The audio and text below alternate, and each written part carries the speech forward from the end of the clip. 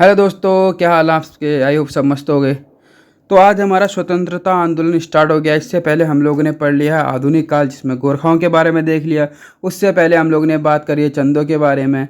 तो आज हम लोग बात करने वाले हैं स्वतंत्रता आंदोलन। अब स्वतंत्रता आंदोलन क्या था? 1857 की क्रांति के बारे में बात होती है इसमें।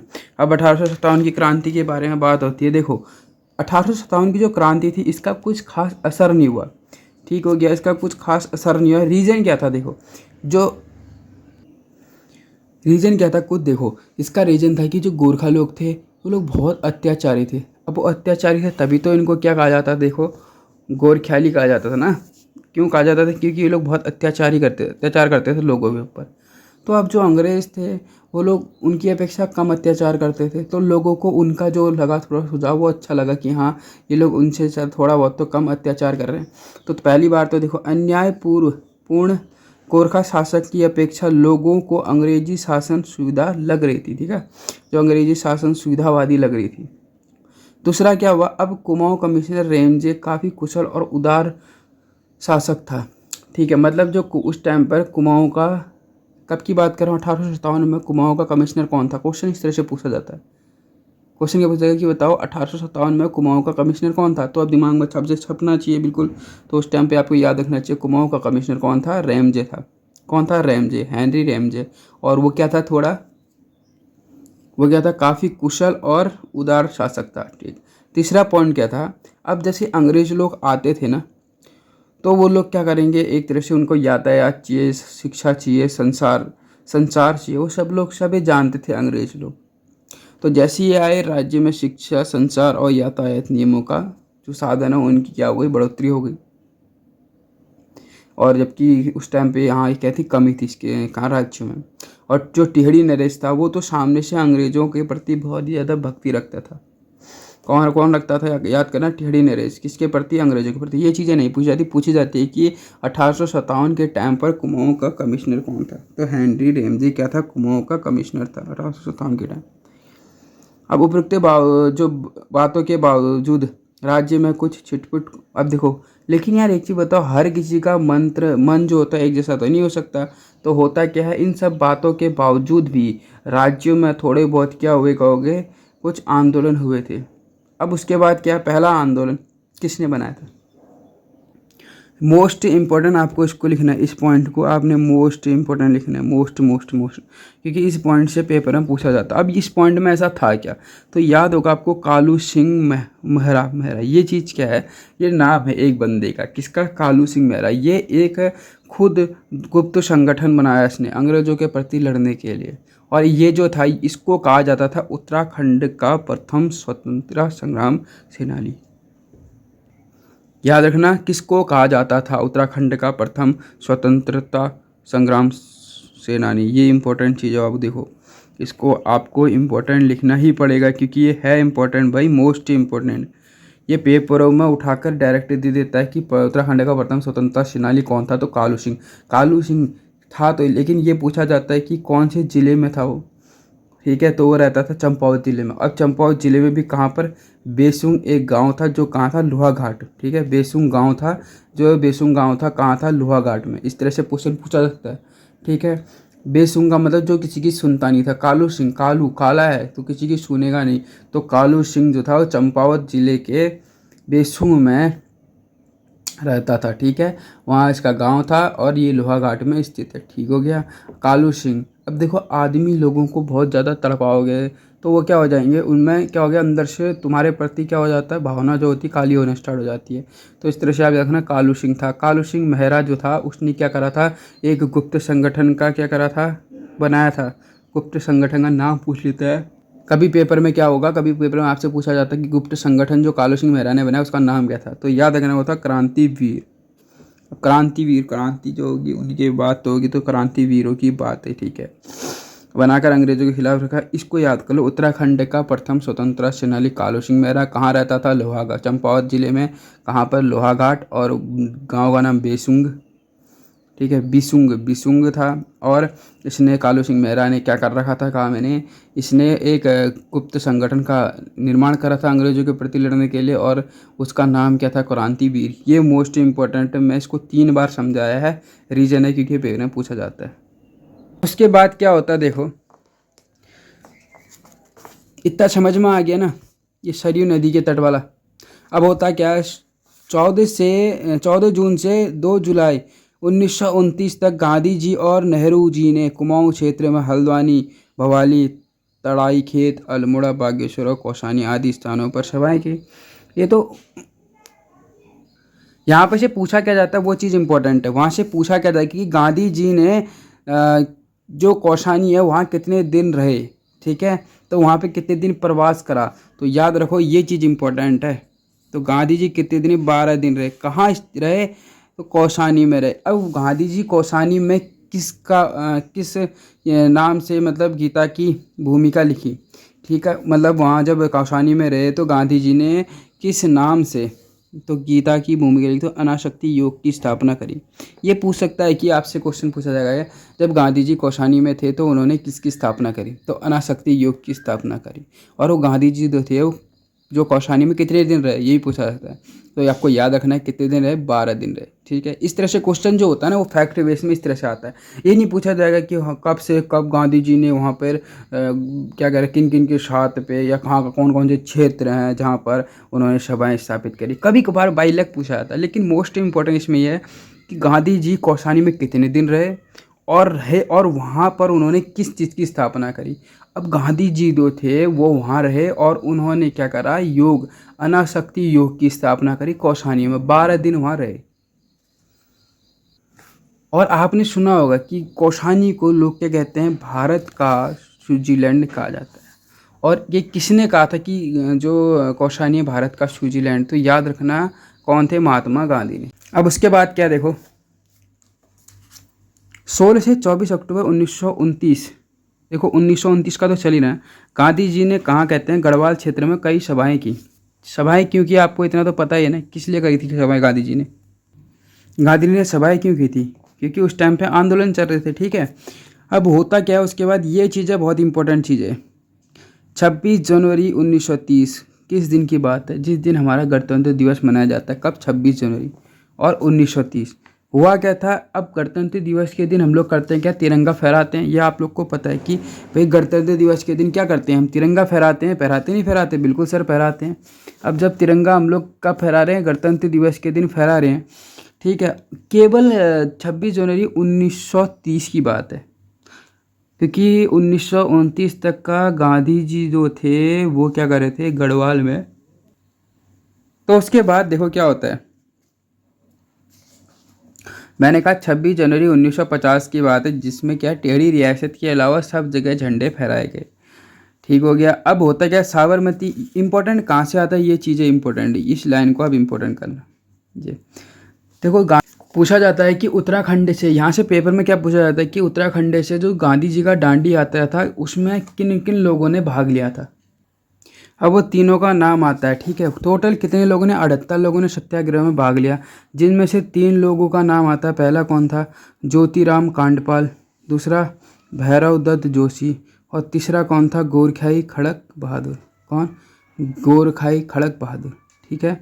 3 नाम कौन कौन से, ज्योतिराम कांडपाल, भैरव दत्त जोशी और गोरखाई खड़क बहादुर। ये 3 नाम याद करना। दोबारा से बताता हूँ एक बार आपको मैं कौन कौन से हैं।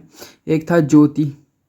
अब देखो, जब सत्याग्रह थी, दांडी यात्रा, मतलब लोग महात्मा गांधी का साथ दे रहे हैं, कुछ ना कुछ तो रीज़न होगा कि उनका साथ दे रहे हैं। उसका रीज़न था वो क्या करते थे कि भाई दांडी यात्रा हो रही, महात्मा गांधी जी हमारा साथ दे रहे, तो हमें भी तो उनका साथ देना चाहिए। वो देश को आज़ाद कराए तो हम भी तो अपने देश को आज़ादी में साथ देंगे। तो इसी चक्कर में क्या हुआ था, उत्तराखंड से भी 3 लोग गए थे। 3 लोग गए थे, कौन कौन से, एक ज्योति, क्या थे, ज्योतिराम कांडपाल थे, एक ज्योति थे, दूसरा भैरव, शिवजी थे, मतलब राम और शिवजी, भैरव और खड़क बहादुर, गोरखा भी खड़क, ठीक है। मतलब राम, ज्योतिराम, ठीक है, कांडपाल, दूसरा भैरव दत्त जोशी। ज्योतिराम कांडपाल, दूसरा भैरव दत्त जोशी, तीसरे कौन थे, खड़ग बहादुर उत्तराखंड के। ठीक है, याद रखना, ये इंपॉर्टेंट है, पेपर में आता है, इसको मैं लिख दे रहा हूँ इंपॉर्टेंट। 3 वैसे याद तो हो गया, राम, भैरव और खड़ग हो गया। ब्रिटिश गढ़वाल में पहला राजनीतिक सम्मेलन 1930 में दुकट्टा में, मोस्ट इम्पोर्टेंट है। क्या पूछा जाता है पेपर में? पेपर में पूछा जाता है कि ब्रिटिश गढ़वाल में पहला राजनीतिक सम्मेलन कहाँ हुआ? तो ब्रिटिश गढ़वाल में पहला राजनीतिक सम्मेलन कहाँ हुआ? दुकट्टा में हुआ। कहाँ? दुगड्डा। दुगड्डा में कब हुआ कहोगे तो याद रखना वो कौन सा था? दुगड्डा में हुआ। कब? 1930 में। ठीक है, कब हुआ? 1930। अभी की तो बात है, ठीक है, अभी की बात, मतलब 26 जनवरी 1930 को नमक आंदोलन, सत्य जो नमक क्या चल रहा था, उनका दांडी यात्रा चल रही थी महात्मा गांधी की, जिसमें ज्योतिराम कांडपाल और भैरव दत्त जोशी और तीसरे का नाम क्या था? खड़ग सिंह। ठीक है, ये सब खड़ग बहादुर, ठीक है, ये तीनों थे उसमें उत्तराखंड से। और उसी टाइम की बात है, 1930 में क्या हुआ था? ब्रिटिश गढ़वाल में पहला राजनीतिक सम्मेलन 1930 में दुगट्टा में हुआ। ठीक है, आज़ादी के तमाम आंदोलन को गढ़वाल के कोने कोने तक पहुंचाने के लिए ऐतिहासिक नगरी दुगट्टा की अहम भूमिका रही। ये पूछा जा सकता है कि आज़ादी की तमाम आंदोलनों को गढ़वाल क्षेत्र में पहुंचाने के लिए किसका जो था सबसे ज़्यादा महत्वपूर्ण भूमिका रही? तो याद रखना दुगट्टा का। ठीक, क्वेश्चन क्या पूछा जाता है? पहला राजनीतिक सम्मेलन कब हुआ? 1930 में। कहाँ हुआ? ब्रिटिश गढ़वाल का। कहाँ हुआ? दुगट्टा में हुआ पहला राजनीतिक सम्मेलन। कब? 1930 में। ठीक है, दुगट्टा में आंदोलन की रूपरेखा स्वतंत्रता सेनानी पंडित धनीराम मिश्र, अच्छा ठीक है, के राष्ट्रीय होटल में तय की गई।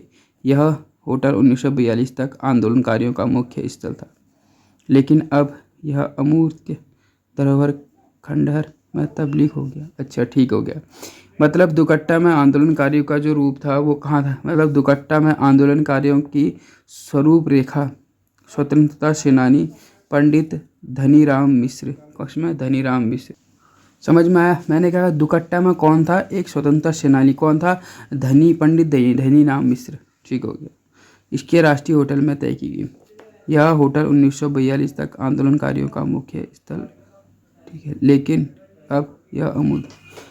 सबसे पहले जब 1942 तक यहाँ आंदोलनकारियों का क्या हुआ था? मुख्य स्थल था। तो इसके बाद देखो यहाँ पे क्या लिखा है, अब आएगा पेशावर कांड। ये भी मोस्ट इंपॉर्टेंट है, पेपर के बेस के लिए बहुत ज़्यादा इंपॉर्टेंट है पेशावर कांड। ये पेपर में पूछा जाता है, ठीक है, इस पॉइंट को आपको इंपॉर्टेंट लिख देना, इस वाले पॉइंट को। अब क्या है देखो, पेशावर कांड में इंपॉर्टेंट क्या है? पहली बात तो कब हुआ, तो याद रखना 1930 चल ही हुआ रहा। 1930 में क्या हुआ था? मतलब या तो वो पेशावर कांड जिसमें गोलियां चलती हैं। गोलियां किस में चलती है? गोलियों का जो शेप कैसा होता है? गोल होता है। ठीक हो गया, तो याद रखना क्या हुआ? पेशावर कांड हुआ। गोल कब होगा? 30 में होगा, 1930 में। और 23 अप्रैल 1930, कब? अप्रैल के महीने में होगा। और 1930 में क्या हुआ था? पेशावर। अब इसमें इम्पोर्टेंट किसके बारे में है? चंद्र सिंह गढ़वाली। ये चंद्र सिंह गढ़वाली था कौन? इसने मारे थे निहत्थे अफगान स्वतंत्रता सेनानियों पर गोली चलाने से इनकार कर दिया था। ठीक है, इसने क्या करा था? उसमें पूछा गया चंद्र सिंह गढ़वाली आखिर कौन थे? ये थे 2/18 गढ़वाल राइफल के सैनिक ने। ठीक है, चंद्र सिंह गढ़वाली के नेतृत्व में निहत्थे अफगान स्वतंत्रता सेनानी पर गोली चलाने से इनकार कर दिया। इतिहास में इस घटना को पेशावर कांड कहते हैं। मतलब क्या हुआ था? जो चंद्र सिंह गढ़वाली थे, इन्होंने क्या करा था? निहत्थे अफगान सैनिकों पर गोली चलाने से मना कर दिया था। ठीक है, अब हुआ कब था पेशावर कांड? पेपर में पूछा जाता है कि पेशावर कांड आखिर हुआ कब था, तो याद रखना हुआ कब था कहोगे? 23 अप्रैल 1930 को हुआ था। हुआ क्या था पेशावर कांड में? चंद्र सिंह गढ़वाली से संबंधित है। ये कौन थे? 2/18 गढ़वाल बटालियन के, क्योंकि गढ़वाल राइफल के होंगे ना, तो चंद्र सिंह गढ़वाली नाम से समझो। तो ये क्या थे? 2/18 गढ़वाल राइफल के सैनिक थे। इन्होंने के नेतृत्व में निहत्थे अफगान स्वतंत्रता सेनानी पर गोली चलाने से इनकार कर दिया। इन्होंने क्या करा? निहत्थे जो कौन थे अफगान सैनिक, उन्हों पर गोली चलाने से मना कर दिया।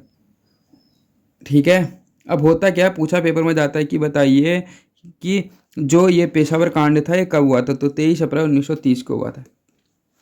अब पेशावर कांड से प्रभावित होकर मोतीराम नेहरू संपूर्ण देश में गढ़वाल दिवस मनाने की घोषणा। देखो बच्चों, यहाँ पर इम्पोर्टेंट चीज़ ये है, क्वेश्चन किस तरह से पूछा जाता है वो बताता हूँ। क्वेश्चन पूछा जाएगा कि पेशावर कांड से प्रभावित होकर किसने देश में गढ़वाल दिवस बनाने की घोषणा करी? आपसे ये पूछा जाएगा। क्या पेशावर कांड से प्रभावित होकर किसने देश में गढ़वाल दिवस बनाने की घोषणा करी? तो याद रखना उसका नाम क्या था, वो थे मोतीलाल नेहरू। ठीक, कौन थे? नेहरू जी थे, मोतीलाल नेहरू। अब मैं इसका एक ट्रिक बताता हूँ। जब निहत्थे पेशावर कांड में क्या होता है, निहत्थे लोगों पर गोली नहीं चलाएगी। अगर गोली चलाई जाती है तो क्या होता है, वहाँ लाल लाल क्या हो जाता है, खून। तो याद रखना मोतियों की तरह, मतलब लाल लाल खून हो जाता है। लाल से आ गए मोतीलाल नेहरू। ठीक, यहाँ पेशावर कांड आएगा तो मोतीलाल नेहरू। कब? 23 अप्रैल 1930 को हुआ था। गढ़वाल चंद्र सिंह गढ़वाली थे। चंद्र सिंह गढ़वाली किस बटालियन में? 2/18 गढ़वाल राइफल। हो गया। उग्र राष्ट्रवादी आंदोलनों में भी राज्य के अनेक युवाओं ने सक्रिय योगदान दिया। 1930 में गौड़ादिया स्टोर डकैती में भवानी सिंह सहित कई युवक थे। ठीक है, ये इंपॉर्टेंट है, चलो ये भी लिख लो। गाड़ोदिया स्टोर डकैती कांड कब हुआ, ये पूछा जाएगा कि गाड़ोदिया स्टोर डकैती कांड कब हुआ। तो ये आपसे पूछा जाएगा, तो 1930 में हुआ। इसमें इस कांड में कौन था? भवानी सिंह थे। कौन? भवानी सिंह थे। ठीक, सोमेश्वर का। उसके बाद क्या हुआ, अब जब ये इसने एक क्या बनाया कहोगे, कालू सिंह मेहरा ने एक स्वतंत्रता के लिए एक इन्होंने संग्राम की स्थापना, पहली जो स्वतंत्रता संग्राम थे, कौन थे? वो कालू सिंह मेहरा थे। अब आता है कुमाऊं क्षेत्र। अब हल्द्वानी में कुछ हुआ था। हल्द्वानी में क्या हुआ था, वो चीज़ भी इंपॉर्टेंट है पेपर के। ये डेट याद रखो, 17 सितंबर 1857। ठीक है, अब ये हुआ क्या था, 17 सितंबर 1857। किस महीने? सितंबर के महीने। किस तारीख? 17 को। और 1857 हुआ क्या था? 1857 तो आपको याद होगा ना, रीजन है। 1857 की क्रांति चली तो लोगों के बीच में क्या होगा, आग उबल रहा होगा। तो होता क्या, हल्द्वानी में क्या होता है, 1000 क्रांतिकारियों ने हल्द्वानी पर अपना अधिकार कर लिया था। किसने? 1000 क्रांतिकारियों, जिसमें वो बहुत सारे लोग मरे भी होंगे, बहुत सारे लोगों ने क्या हुआ, उनकी हत्या भी हुई होगी। ठीक है, अपने प्राणों की आहुति दी है बहुत सारे लोगों ने। और हुआ क्या था, अंग्रेज जिस पर अब इन लोगों ने क्या करा, पूरा हल्द्वानी में कब्जा कर लिया। अब अंग्रेज उस टाइम पर कौन थे? अंग्रेज कुमाऊं और गढ़वाल दोनों के क्या थे, उस टाइम पर राजा हुआ करते थे। ठीक है, उन्हीं के अधीन आते थे कुमाऊं और गढ़वाल। अब हुआ क्या, जैसे ये हल्द्वानी पर 1000 जो क्रांतिकारियों ने क्या करा, कब्जा कर लिया हल्द्वानी पर, तो अंग्रेजों का दिमाग खराब हो गया। अब अंग्रेजों ने जैसे तैसे करके उनसे उसको वापस हल्द्वानी को वापस फिर से लिया। ठीक है, तो याद रखना ये पूछा जा सकता था 1000 क्रांतिकारियों ने हल्द्वानी पर अधिकार कब किया, वो डेट पूछी जाती है। तो याद रखना 1857 की क्रांति है, और 57 है तो एक 17 कर लो और एक सितंबर। 17 सितंबर मतलब 1807 चाहिए ना उस टाइम पे। कब? जब 1000 लोग थे, वो तो 7 चाहिए, तो सितंबर 7 से याद कर लो, और 17 वैसे याद कर लो। अब होता क्या देखो, अब 1857 के बाद क्या होता है। ठीक है, 1857 गया, अब उसके बाद क्या होगा, तो होता क्या देखो। 1857 के बाद राज्य में देखो दो चीज़ें, आर्य समाज तथा अन्य संगठनों द्वारा धार्मिक सामाजिक सुधारों तथा शिक्षा के प्रसार के प्रयासों से लोगों में राजनीतिक चेतना का क्या करा जाता है, विस्तार किया जाए। अब देखो होता क्या, आदमियों के अंदर राजनीतिक चेतना कहाँ से आएगी, कैसे समझ में आएगा कि राजनीतिक क्या चल रही है, हमें क्या करना चाहिए, हमारा फ़ायदा किस में। जब आदमी को शिक्षा मिलेगी तभी तो आदमी को पता होगा कि हमारे लिए क्या अच्छा है क्या बुरा है, यही तो चीज़ होती है ना। बिल्कुल। अब होता क्या है, अब जैसे ही 1857 के बाद राज्य में पहली बार तो आर्य समाज स्टार्ट हो जाता है, और अन्य संगठनों ने जो धार्मिक सामाजिक सुधारों को, देखो धार्मिक उस टाइम पे लोगों ने धर्म तक परिवर्तन कर दिए थे, तो उस टाइम पे क्या धार्मिक सामाजिक सुधारों को इनको सुधारना चाहिए था। और शिक्षा मस्ट इम्पॉर्टेंट है, शिक्षा ये तो देनी चाहिए। तो 3 चीज़ें हैं, पहली बार आर्य समाज स्टार्ट हो गया था। ठीक है, धार्मिक सामाजिक सुधारों की बात होगी और शिक्षा प्रसार की बात होगी। अब यार एक चीज़ बताओ, और इसके बाद ये लोग एक मीटिंग करते हैं एक क्लब में। ठीक है, क्लब में क्या करते हैं, मीटिंग करते हैं, कहाँ, डिबेटिंग क्लब, कहाँ पे, अल्मोड़ा में। ये लिखो बाबू, मोस्ट इम्पोर्टेंट, ये इम्पोर्टेंट लिखो। तो मोस्ट इम्पोर्टेंट का मतलब आपको समझ में आना चाहिए, जो मैं कह रहा हूँ वो पेपर में पूछा ही जाता है। तो मोस्ट इम्पोर्टेंट क्या है, ये डिबेटिंग क्लब। रीज़न क्या है, क्योंकि ये पेपर में पूछा जाता है, और हर पेपर में या एक ना एक पेपर में पूछा जाएगा, देख लेना आपकी। ठीक है, ये इंपॉर्टेंट चीज़ है। उत्तराखंड का ऐसा कोई पेपर नहीं जिसमें दिखेगा नहीं आपको, हाँ इक्का दुक्का होंगे जिसमें नहीं दिखेगा। अब डिबेटिंग क्लब की स्थापना कब हुई? देखो 1857 की क्रांति चल रही थी, उसी टाइम पर क्या हुए, डिबेटिंग क्लब की स्थापना हुई। तो 1870 में किसकी स्थापना हुई? डिबेटिंग क्लब की। मोस्ट इम्पोर्टेंट है। अब जब डिबेटिंग क्लब की स्थापना हो गई, जितने क्रांतिकारी थे वो मिल गए डिबेटिंग क्लब में, ठीक है। अब जब डिबेटिंग क्लब में मिल रहे हैं तो डिबेटिंग क्लब में इन लोगों ने 1 साल तक पूरी अपनी मेहनत करी, ठीक है। लेकिन उस टाइम पे इनको क्या हुआ, कोई प्रोग्रेस नहीं मिली। अब आप किसी क्लब के अंदर रह के कुछ छोटे बहुत लोगों, 2-3 लोगों को बताओगे, वो 2-3 लोगों को बताएंगे, तो इतनी सक्सेस नहीं मिलेगी। तो इन लोग को लगा हमें कुछ ना कुछ तो करना चाहिए भाई, कुछ ना कुछ जल्दी से जल्दी हमको क्या चाहिए, स्वतंत्रता चाहिए। तो उनको लगा कि कुछ ना कुछ तो करना है, तो ये लोगों ने क्या कर दिया, एक अखबार निकाल दिया। अब वो अखबार का क्या नाम है, अल्मोड़ा अखबार। 1 साल बाद इन्होंने क्या कर दिया, अल्मोड़ा अखबार निकाल दिया। अल्मोड़ा अखबार का मतलब, और वो उसको क्या करेंगे, इधर उधर बिल्कुल बांटेंगे। देखो 1 साल का मतलब 1871 में डिबेटिंग क्लब की स्थापना। क्लब में क्या होता है, गोल गोल क्या होती है, गिलास, गिलास में पिया जाता था। तो 1870 में। और उसके बाद 1 साल तक के बाद इन लोगों ने अल्मोड़ा क्या करा, उसके बाद अल्मोड़ा अखबार का क्या कर दिया, प्रकाशन कर दिया। जिसके कारण क्या हो, देखो राजनीतिक चेतना का विचार विस्तार हुआ। वही तो कह रहा हूँ मैं, लोगों के पास घर घर तक जब पहुँचेगी तभी तो लोग क्या करेंगे भाई, जानकारी, कि वो लोग भी तो अपना करेंगे काम, उनको पता तो चलेगा कि भाई हमारे लिए सही क्या बुरा क्या। बिल्कुल। अब जब अल्मोड़ा क्या हुआ तो लोगों के अंदर क्या पैदा हो जाती है, अखबार से लोगों ने पढ़ लिया। अब लोगों के अंदर ज्वाला उत्पन्न हो गई, अखबार से क्या हुई, ज्वाला उत्पन्न हो गई।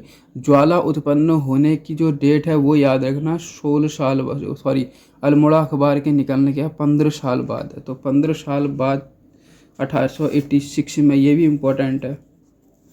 उस टाइम पर क्या चल रहा था, कांग्रेस का द्वितीय सम्मेलन या दूसरा सम्मेलन चल रहा था, जिसमें कुमाऊं से ज्वाला दत्त जोशी सहित 2 नेताओं ने भाग लिया। मैंने कहा ना, क्या हुआ, जैसे ही अल्मोड़ा अखबार की स्थापना हुई उसके 15 साल बाद 1886 में किसकी स्थापना हुई, कलकत्ता के अधिवेशन में, दूसरे सम्मेलन में, कुमाऊं क्षेत्र से ज्वाला दत्त जोशी। ये आपसे पेपर किस तरह से पूछा जाता है वो बताता हूँ।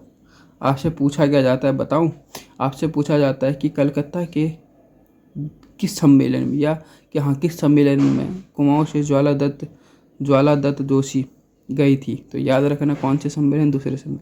और ये कहाँ हुआ था, कलकत्ता में। ये पूछा जाता है, ज्वाला दत्त जोशी जो थी वो कहाँ गए थे, तो कहाँ थे वो, कलकत्ता में। कब हुआ था, 1886 में। तो आपके दिमाग में छप गया, क्यों, क्योंकि जब अल्मोड़ा अखबार 1871 में निकला तो 15 साल बाद 1886 में ये ज्वाला दत्त जोशी कहाँ गए थे, कलकत्ता में गए थे, दूसरे कांग्रेस सम्मेलन में गए थे। मैं 2 से 3 बार इसलिए पढ़ा रहा हूँ, जिससे क्या होगा, आपको ये ज़्यादा ही याद रहेगा, कंठस्थ याद रहेगा, ठीक है। बिल्कुल। अब यार एक चीज़ बताओ, उसके बाद आगे यहाँ पे ज्वाला लग गई, तो फिर 20वीं शताब्दी में कौन आया कहोगे, तो याद रखना कौन थे, वो थे आपके कौन, गोविंद बल्लभ पंत जी, ठीक है। इनका स्थापना हो गया। कौन थे, अब गोविंद बल्लभ पंत आए। गोविंद बल्लभ पंत क्या थे, कृषि से संबंधित थे। कृषि आई तो हैप्पी क्लब की स्थापना हो गई, तो सब लोग हैप्पी हो गए। तो 1903 में किसकी स्थापना होगी कहोगे, तो याद रखना 7 साल बाद हैप्पी क्लब की स्थापना। ये भी लिखो भाई, मोस्ट इम्पोर्टेंट। हैप्पी होने के लिए क्या चाहिए, तीन का टेबल में आना चाहिए दोनों। तो 1 9 बचा 3 है, बीच में 0 लगा दो। तो 1903 में हैप्पी क्लब की क्या हुई, स्थापना हुई, ठीक है। याद रखना कब हुई हैप्पी क्लब की स्थापना। अच्छा, गोविंद बल्लभ पंत कब आए, तो 1903 में। देखो मैंने 3 चीज़ों को आपको बता रखा है। पहला एक क्लब था डिबेटिंग क्लब, उसकी स्थापना 1870 में हुई। 1 साल बाद अल्मोड़ा अखबार की स्थापना हुई। उसके बाद 15 साल बाद 1886 में कौन गई, ज्वाला दत्त जोशी। कहाँ गए, कलकत्ता के सेकंड कांग्रेस के सेकंड अधिवेशन में 2 नेताओं के साथ गए। उसके बाद किसके बाद बात होती, फिर वो 20वीं शताब्दी में कौन आते हैं, वो आपके गोविंद बल्लभ पंत जी आते तो कृषि संबंधित एक खाना मिलेगा लोगों को, तो बहुत हैप्पी हो जाएंगे। तो हैप्पी क्लब की स्थापना, हैप्पी क्लब की स्थापना को आपको याद रखना है कि इसमें 3 का पहाड़ा चल रहा है, तो 1, ठीक है, फिर 9 आएगा, या फिर 0, फिर 3 आ गया, 3 गुणा 9, बस इन दोनों से मिलकर बना है हैप्पी क्लब की स्थापना। उसके बाद होता क्या है, अब यहाँ पे चल क्या रहा था, देखो बंगाल विभाजन, अब हो क्या रहा था, बंगाल का विभाजन हुआ। कब हुआ था? आपको याद ही होगा ना, जो पढ़े हिस्ट्री, 1905 में। याद रखो क्या हुआ था बंगाल विभाजन की। इसमें देश में क्या चल रहा था? बंगाल विभाजन में बहिष्कार और स्वदेशी आंदोलनों का राज्य में व्यापक असर हो रहा था। अब होता क्या, सरकार की वन नीति के विरोध में, अब देखो सरकार की वन नीति इतनी तगड़ी तरह से फैली ना, देखो इसको लोगों ने किस मोड़ तक लिया है, क्या बना दिया, ठीक है, इसको किससे जोड़ दिया गया, किसको? वन नीति को, ठीक है। अब होता क्या, देखो सरकार की वन नीति के विरोध में 3 जगह, अल्मोड़ा, AN तो रहेगा, ठीक है, अल्मोड़ा और नैनीताल, और एक पौड़ी आ जाता है, मतलब गढ़वाल, सॉरी, गढ़वाल जनपदों में 1911 से 1917 के भी व्यापक जन आंदोलन चला, ठीक है। इतना तो आपकी समझ में आए कि वन आंदोलन कब से कब चला, तो 1911 तो 1917, सॉरी हाँ, 1911 और 1917 तक, इन दोनों के मध्य में चला वन आंदोलन। कहाँ पर चला? 3 जगह आपको याद रखनी है। AN तो आप दिमाग में छाप लो, AN का मतलब अल्मोड़ा और नैनीताल, और गढ़वाल की कुछ क्षेत्रों के अंदर चला था, जनपदों के अंदर, ठीक हो गया। अब जो लोग थे उनको यहाँ एक अपॉर्चुनिटी का वो मिला कि हाँ ये तो एक अपॉर्चुनिटी है कि भाई इसको हम पकड़ सकते हैं, और इसको क्या करेंगे, हम स्वतंत्रता आंदोलन से जोड़ देंगे, जिससे लोग क्या होंगे, हमारे साथ और जुड़ जाएंगे। इस क्षेत्र के नेताओं ने इस आंदोलन को स्वतंत्रता आंदोलन से जोड़ कर इसको और व्यापक बना दे। समझ में आया? इन लोगों ने क्या करा भाई कि वन नीति के विरोध तो चल ही रहा आंदोलन, और कहाँ कहाँ, अल्मोड़ा, नैनीताल, पौड़ी में, कुछ जिलों में। तो लोगों ने क्या करा, यहाँ पर जो नेता थे उन लोगों ने कहा कि इसको हम क्या करेंगे भाई, इस तरह से मोड़ दो कि इसको स्वतंत्रता आंदोलन के साथ जोड़ दो। क्या कहा? इस तरह से मोड़ दो, इसको स्वतंत्रता आंदोलन के साथ जोड़ दो। हो गया? अब होता क्या, अब यार एक चीज़ बताओ, अब ये फिर से क्या करना होता है हमें, कांग्रेस अल्मोड़ा में कोई एक संगठन बनाना, या तो बीजेपी के बना देते। बीजेपी कहाँ से बनेगी? तो इस टाइम पे चल किसका रहा था? गांधी जी का बोलबाला। तो गांधी जी का बोलबाला चल रहा था, तो याद रखना 1912 में अल्मोड़ा कांग्रेस की स्थापना हुई। मोस्ट इम्पोर्टेंट है, देखो उस टाइम पर किसका चल रहा था बोलबाला? कांग्रेस का। तो फिर अल्मोड़ा कांग्रेस की स्थापना कर दी, कब? 1912 में। याद रखना कब? 1912 में। इसकी स्थापना करेगी अल्मोड़ा कांग्रेस की, ओके। अल्मोड़ा अखबार की स्थापना कभी? 1912 में, ठीक है। अभी हम इन सबको रिवाइज करेंगे। रीजन क्या है, देखो ये भूलता आदमी, तो एक बार इसको ढंग से सुनना। ये नहीं कि भैया मैंने पढ़ा दिया तो भैया वापस नहीं पूछेगा बंदा, पूछूंगा तुमसे मैं दोबारा से, जिससे आप याद करोगे। फैक्ट पूछूंगा, ऐसे फालतू नहीं जो पेपर में पूछे जाते हैं। अब 1914 में चल क्या रहा था? 1914 में चल रहा था होम रूल ली। किसने स्टार्ट किया था? तिलक और बेसेंट, इन दोनों की अध्यक्षता में। इन दोनों ने क्या कर रखा था? तिलक लगे कहाँ? बेस में, बीचों बीच। तो हाँ, तिलक और बीचों बीच याद रखना। तो तिलक और बेसेंट द्वारा 1914 में शुरू किए गए। अब इन दोनों ने क्या कर रखा था? होम रूल ली। तो बाल गंगाधर तिलक और प्लस कौन? एनी बेसेंट, इन दोनों के मिक्स मतलब सपोर्ट से कौन सा चल रहा था? Home rule. कब चल रहा था? 1914 में। ये पूछा जाता है कि 1914 कब चल रहा था? 1914 में। किस की अध्यक्षता में? तो 2 थे वो, एक थे तिलक और बेसेंट की अध्यक्षता में। हाँ, अब होता क्या, देखो इस जो देखो लोग कभी कभार क्या होता है, प्रेरित हो जाते हैं। प्रेरित का मतलब क्या होता है? दूसरे के आंदोलन को देख के कि यार ये बंदा आंदोलन कर रहा तो हम भी कर लें। तो इसको देखिए प्रेरित कौन कौन होते हैं? विक्टर मोहन जोशी, बद्रीदत्त पांडे, चिरंजी लाल और हेमचंद, ठीक है। कौन कौन? मोहन हुआ, बद्री हुआ, चिरंजीवी लाल हुआ और हेमचंद, ठीक है। कैसे याद कर सकते? मोहन, बद्रीदत्त पांडे। देखो बद्रीदत्त पांडे को तो आपको दिमाग में छापे रख, और एक चिरंजी लाल, ये भी इम्पोर्टेंट है। ये दोनों को आपको दिमाग में छपे जाना है। बस विक्टर मोहन और हेमचंद आदि ने मिलकर होम रूल आंदोलन चलाया। तो यह आपसे पूछा क्या जाता है? ये चीज़ पूछा जाता है कि उत्तराखंड में होम रूल लीग चलाने का श्रेय किनको जाया जाता है? तो बद्रीदत्त पांडे तो भैया वो तो थे ही थे ना, बिल्कुल थे, इम्पोर्टेंट थे। फिर बद्रीदत्त पांडे, चिरंजी लाल हो गया, मोहन हो गया, और एक हेमा, तो हेमचंद्र, ठीक है, आदि ने मिलकर राज्य में होम रूल लीग की स्थापना की। होम रूल आंदोलन चला। क्या कहा जाएगा पेपर में, आपसे पूछा जाएगा सीधे कि होम रूल लीग, ये तो आपने सुना था। अगर पूछा जाए इसको मतलब चला कौन रहा था, दो बंदे थे, एक तिलक थे और कहाँ पर लगाया जाएगा, बेसेंट। तो तिलक और एनी बेसेंट, ठीक है, बना दिया। कौन थे, तिलक और एनी बेसेंट, ये दो थे, ठीक है। अब इनको देखकर उत्तराखंड में कौन कौन से लोग प्रेरित हुए, बद्रीदत्त पांडे आपको याद रखना, चिरंजी लाल आपको याद रखना, विक्टर मोहन जोशी आपको याद रखना, हेमचंद्र आपको याद रखना। तीन लौंडे हैं इसमें, एक लड़की का नाम ले सकते हैं, जैसे मोहन हो गया, बद्री हो गया, चिरंजी हो गया और बचा हेमा हो गया। इन सब ने मिलकर होम ली आंदोलन चलाया। हो गया ना। अब देख, अब उस टाइम पर हुआ क्या था, गांधी जी कहाँ से लौट गए थे, गांधी जी लौट गए थे दक्षिण अफ्रीका से। आप मुझे कमेंट सेक्शन में बताओ गांधी जी दक्षिण अफ्रीका से कब लौटे थे, ठीक है। अब गांधी जी जब दक्षिण अफ्रीका से लौट गए थे, मैं बताता हूँ 1915 में, फिर उसके एक साल बाद 1916 में क्या हुआ था, ये देहरादून में आए। कहाँ आए, देहरादून।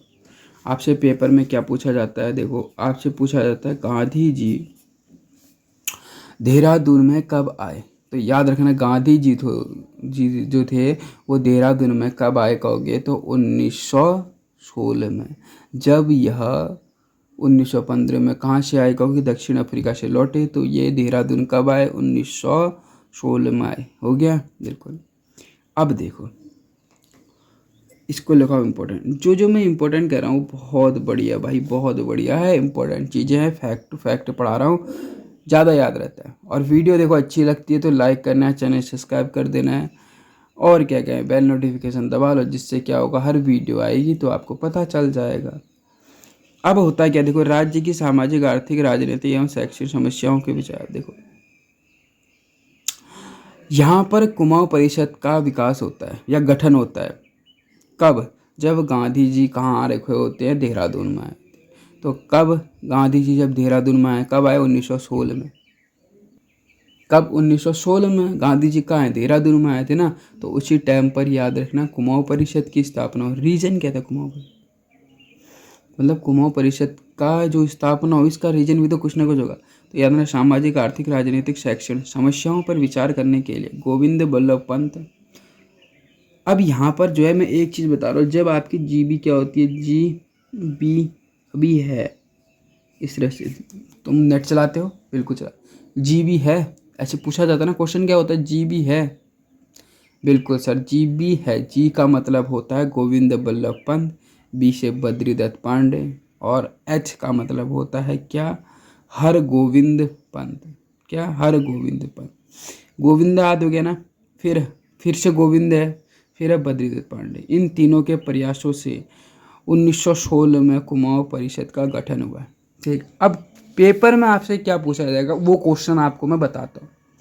पहला सीधे आ डायरेक्ट है, कुमाऊं परिषद की स्थापना कब या गठन कब हुआ, तो सीधे 1916 में हुआ।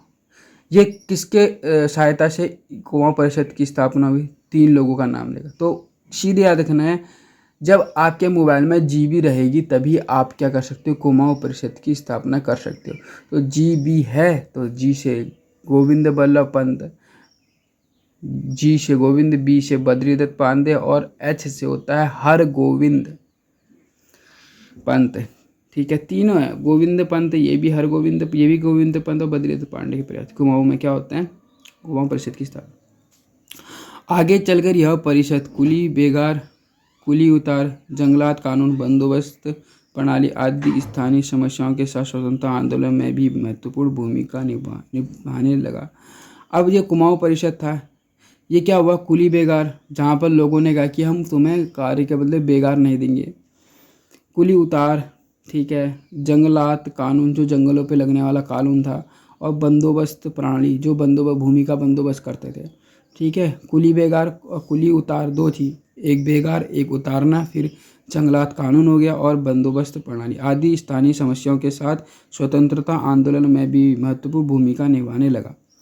रॉलेट एक्ट के विरोध में इस परिषद परिषद का मतलब कुमाऊं परिषद की बात करें, ने विरोध प्रदर्शन और सभाएं आयोजित की। ठीक है, आपसे क्या पूछा जाएगा, देखो आपसे पूछा यह जा सकता है कि रॉलेट एक्ट के विरोध किस परिषद को, उत्तराखंड में से किस परिषद ने क्या करा, विरोध प्रदर्शित किया, तो याद रखना कुमाऊं परिषद। अब उसके बाद होता क्या है, अब यार जो ये कुमाऊं परिषद थी इसको संभालना मुश्किल हो गया, तो याद रखना 10 साल बाद मतलब 1926 में इसका विलय कांग्रेस में हो गया था, ये भी इम्पोर्टेंट है। तो कुमाऊं परिषद का विलय नहीं, हाँ वो कुमाऊं परिषद का विलय कांग्रेस में कब हुआ, तो 1926, जब इसकी स्थापना कब 1916 में और विलय कब हुआ 1926 में। अब देखो, अब आपको ये तो पता ही है ना कि जो कुमाऊं था, कुमाऊं में ज़्यादा जल्दी चल रहा था आंदोलन। ठीक है, गढ़वाल में स्वतंत्रता आंदोलन की अपेक्षा मतलब कुमाऊं में जो स्वतंत्रता आंदोलन था वो बहुत ज़्यादा जल्दी शुरू हो गया था। ठीक है, अब गढ़वाल में भी शुरू होना था, तो यार जब इन्होंने देखा कि गढ़वाल वालों ने कि जो कुमाऊं वाले कुमाऊं परिषद की स्थापना कर रहे हैं कब 1916 में, तो इन्होंने 2 साल बाद गढ़वाल कांग्रेस की स्थापना कर दी। ठीक है, गढ़वाल कांग्रेस कमेटी की स्थापना कर दी। अब गढ़वाल से आपको याद रखना कौन है, एक हो गया लाल, तो इसमें भी है, तो बैरिस्टिक मुकुंदी लाल और अनुसूया प्रसाद बहुगुणा, 2 नाम 3 अक्षरों का है, बड़ा है, बैरिस्टिक मुकुंदी लाल मतलब मुकुंदी लाल हो गया, और दूसरा कौन है, अनुसूया प्रसाद। देखो ये तो भाई नाम जो है ये तो आपको पता ही है, क्यों, ये तो पता ही है अनुसूया प्रसाद बहु, क्योंकि ये जो था आपके गढ़वाल क्षेत्र में थे, तो याद रखना अनुसूया प्रसाद बहुगुणा कहाँ, गढ़वाल क्षेत्र में थे। ओके, गढ़वाल क्षेत्र में। तो बैरिस्टिक लाल और अनुसूया प्रसाद के प्रयासों से गढ़वाल कांग्रेस कमेटी का मतलब क्या हुआ, गठन हुआ। किस किस केस में, अनुसूया प्रसाद बहुगुणा और बैरिस्टिक मुकुंदी लाल हो गया। अब क्या है, कमेटी का गठन तो हो गया ना, अब ये रहा। ठीक है, अब उसके बाद होता क्या, इन दोनों नेताओं ने 1919 अमृतसर कांग्रेस में भी 1919 के, ये इम्पोर्टेंट है बाबू जी, ये मोस्ट इम्पोर्टेंट।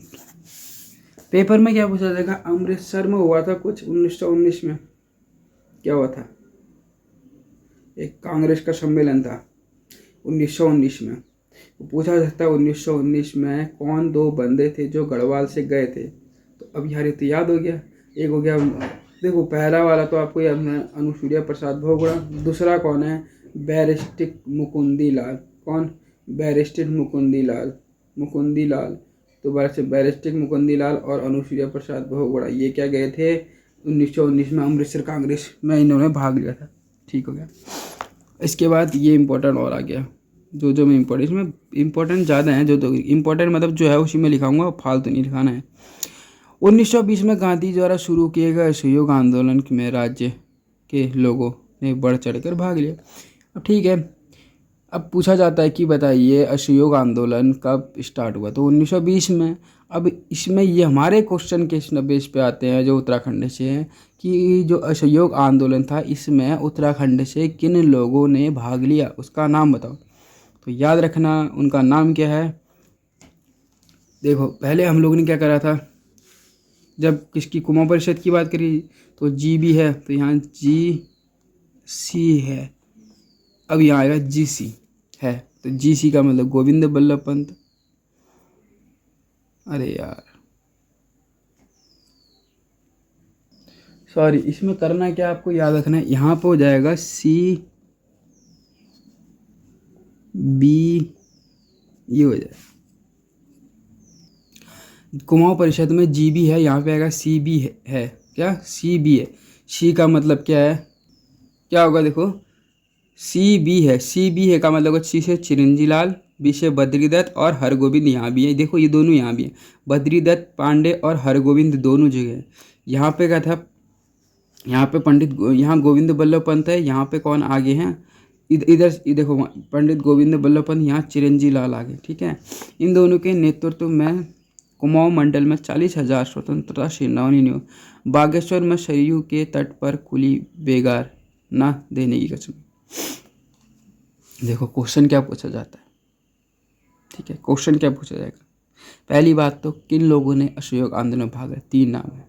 यहाँ पे क्या बोला, सीबी है, सीबी मतलब चाय बिस्कुट हैं, ठीक है।